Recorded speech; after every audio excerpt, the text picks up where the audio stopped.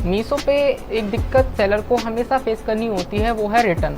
उसको रिटर्न बहुत ज़्यादा होने की वजह से वहाँ पे बहुत सारे सेलर्स रजिस्ट्रेशन तो लेते हैं, बट क्या होता है बहुत ही जल्दी वो वहाँ से एग्ज़िट कर देते हैं और फिर उनका बहुत ही उनको हर्ट होता है, मतलब उनके बिज़नेस का भी लॉस होता है, क्योंकि वो सोचते हैं कि हम वहाँ से कुछ पैसे को कमाएंगे, प्रॉफिट को अर्न करेंगे। बट क्या होता है कि रिटर्न इतना ज़्यादा आ जाता है कि लॉस इतना बढ़ जाता है कि वो प्रोडक्ट सोर्स करते हैं ना, वो अपने पास से रिटर्न में भी उनको और लॉस हो जाता है, वो कहीं से उस लॉस को भी कवर नहीं कर सकते।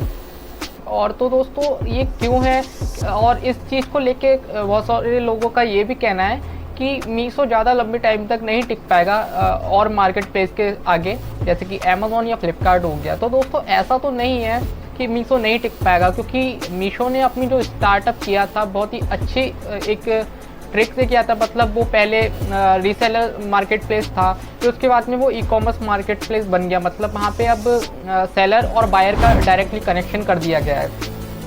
तो दोस्तों रिटर्न कहना है कि हाँ ज़्यादा है, ज़्यादा नहीं बहुत ही ज़्यादा मीशो पे रिटर्न है, और फ्रॉड भी बहुत सारा मीशो पे आपको देखने को मिलेगा। बट दोस्तों ये इसलिए है क्योंकि मीशो की खुद की अभी कोई भी कोरियर सर्विस नहीं है। आप देखो कि अमेज़ॉन हो गया या फ्लिपकार्ट हो गया, उनके खुद के कोरियर सर्विस है। अमेज़ॉन भी अपना ATS खुद का कोरियर सर्विस चलाता है, एंड फ्लिपकार्ट भी क्या है, वो भी ई कार्ड लॉजिस्टिक से अपना टाई अप करा हुआ है और वहाँ से वो अपने प्रोडक्ट को कस्टमर तक पहुँचाता है।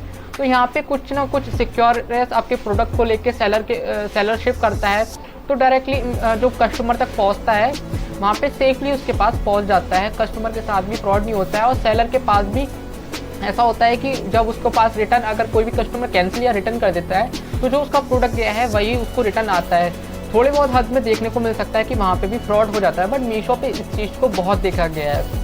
तो इस वजह से बहुत सारे न्यू सेलर्स वहाँ से एग्जिट कर देते हैं। तो दोस्तों ऐसा तो अभी होता रहेगा, क्योंकि जब तक मीशो अपना खुद का कोरियर सर्विस नहीं बना लेगा तब तक आपको रिटर्न को लेके सहूलियत नहीं मिलने वाली है, वहाँ से बिल्कुल भी आपको रिलीफ नहीं मिल पाएगा।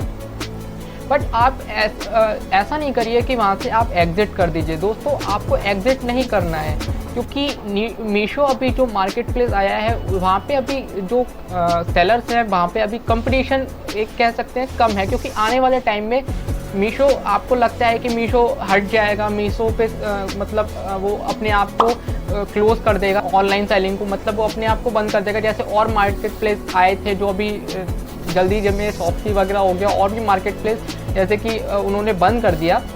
बट मीशो में ऐसा आपको लगता है, पर वो होने वाला नहीं है, क्योंकि मीशो जिस हिसाब से ग्रो कर रहा है ना, उस हिसाब से, क्योंकि उसने उन कस्टमर जो उसके कस्टमर हैं ना, वो आप देखेंगे दोस्तों, अगर आप मीशो पे देखेंगे तो टियर 2 और टियर 3 के अंदर जो उसके कस्टमर आते हैं वही ज़्यादातर वहाँ से परचेज़ करते हैं।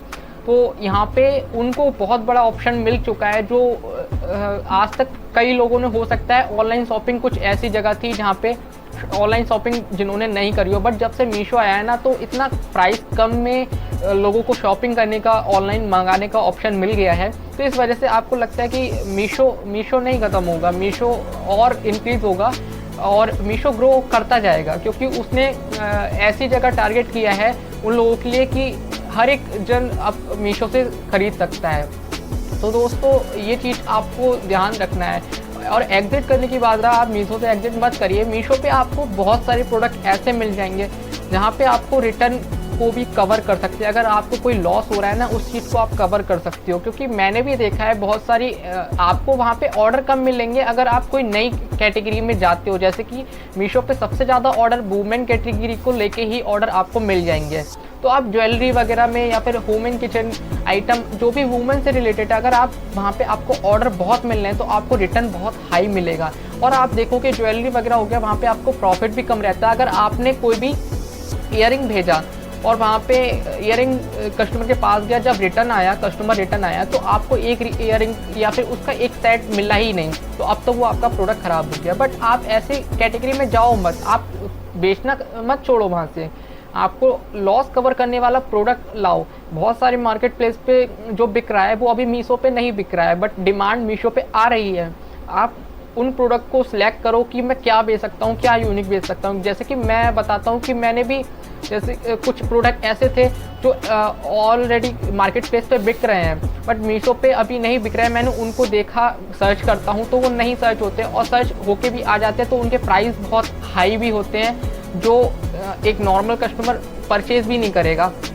बट आपको उतना प्राइस रखना है, जैसे कि नया अगर प्रोडक्ट आप देखोगे तो उसके 300-400 रुपये एक्स्ट्रा मतलब डाल रखे होंगे अमेज़ोन से लेके, तो आप उस प्राइस को इतना रख लो कि आपको 100 रुपये तो बच ही जाए उस प्रोडक्ट को कस्टमर तक पहुंचाने के बाद में। दोस्तों, तो अगर आप ऐसा मार्जिन लेके चलोगे और ऐसे प्रोडक्ट को सिलेक्ट करने की सोचोगे जो अभी मीशो पे लॉन्च नहीं हो पाए हैं और कुछ अपने पास से क्रिएशन करोगे, मतलब कुछ यूनिक सा आप अगर क्रिएट करते हो तो आपको अगर डेली के 3 या 4 ऑर्डर भी आने लगे ना, मैं नहीं कहता कि आपको 20-30 ऑर्डर ही चाहिए तब आपका बिजनेस अच्छा ग्रो करेगा। आपको एक ज़रिया मिल जाएगा कि आपको डेली का अगर 5 ऑर्डर भी आने लगे और पर प्रोडक्ट पे आपको 100 रुपीज़ बच रहा है और 5 में से अगर 1 या 2 रिटर्न आ जा रहे हैं तो आपको कुछ ना कुछ तो बचेगा। मेरा मानना है आपको कुछ ना कुछ तो बचेगा पूरे मंथ में। तो इस चीज़ को आपको देखना है, आपको उन प्रोडक्ट पे नहीं जाना अगर आपको लग रहा है कि RTO बहुत है, कस्टमर रिटर्न बहुत है और लॉस हो जा रहा है, जिस पे जैसे कि आप इयररिंग्स पे जाओगे आपको 20 या 30 या 35 रुपये का या 40 रुपये का ही प्रॉफिट आपको वहाँ पे देखने को मिलेगा। बट आप अगर इन कैटेगरी को छोड़ के आप किसी और कैटेगरी में जाओगे आपको थोड़ा बहुत रिटर्न का भी फ़र्क देखने को मिलेगा कि आपको वहाँ पे रिटर्न भी कम होता हुआ दिखेगा, कस्टमर फ्रॉड भी होता हुआ आपको दिखेगा, कम होता हुआ दिखेगा कि वहाँ पे आपको जो रिटर्न वापस आ रहा है वहाँ पे कस्टमर फ्रॉड भी कम हो जाएगा। तो आपको वहाँ पे एक अच्छा लगेगा कि आपको कुछ प्रॉफिट होना, अर्न होना चालू हो जाएगा।